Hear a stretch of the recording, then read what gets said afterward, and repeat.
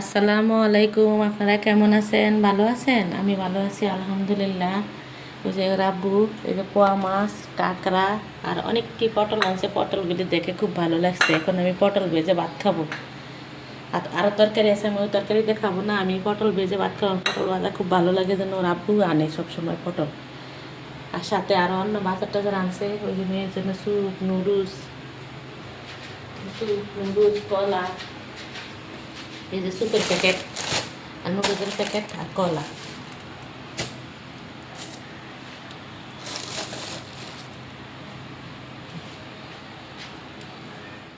এখানে আমি পটল ভাজবো, মরিচের গুঁড়া দিয়ে দিলাম। এভাবে ভেজে গরম ভাত, এই যে ভাত রান্না করতে আছে, আপনারা খেয়ে দেখবেন। গরম ভাত, পটল ভাজা গরম গরম, আর কিছু লাগেনি, আর কিছু লাগে না। এইটাই মজার খাবার।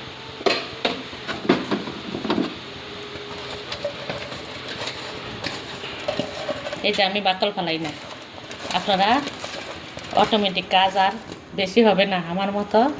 এই যে পটলের বাকল ছাঁচতে হবে না, ফালাইতে হবে না, কিছু করবে না। যখন ভাত খাবেন তখন সাথে সাথে 10 মিনিট আগে পটলের এইভাবে কেটে এই যে সুন্দর করে কেঁচা দিয়ে, এই যে এইভাবে কেঁচা দিয়ে ভাজি করবেন আর গরম ভাত দিয়ে খেয়ে ফেলবেন। সাথে একটু শুকনো মরিচ ভাজা।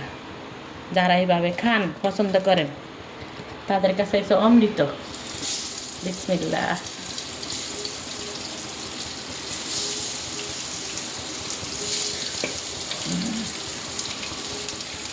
এই ফ্রাই প্যানটা আমার সুবিধা করে না।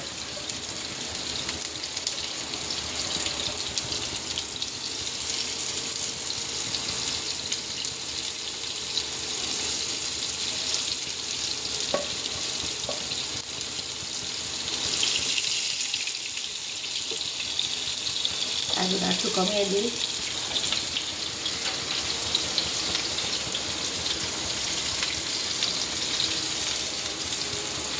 এইভাবে পেটে থেকে সবগুলি দিয়ে দিব। যখন একটু হয়ে যাবে তখন কমে আসবে, এগুলো করে দিয়ে দিলাম। এই যে বাজার আনলো আর এই যে পটল ভাজলাম সুন্দর করে। এইভাবে আপনারা ভাজবেন আর সাথে 4-5টা শুকনো মরিচ যারা খাবেন, মরিচ ভাজা আর এই পটল ভাজা।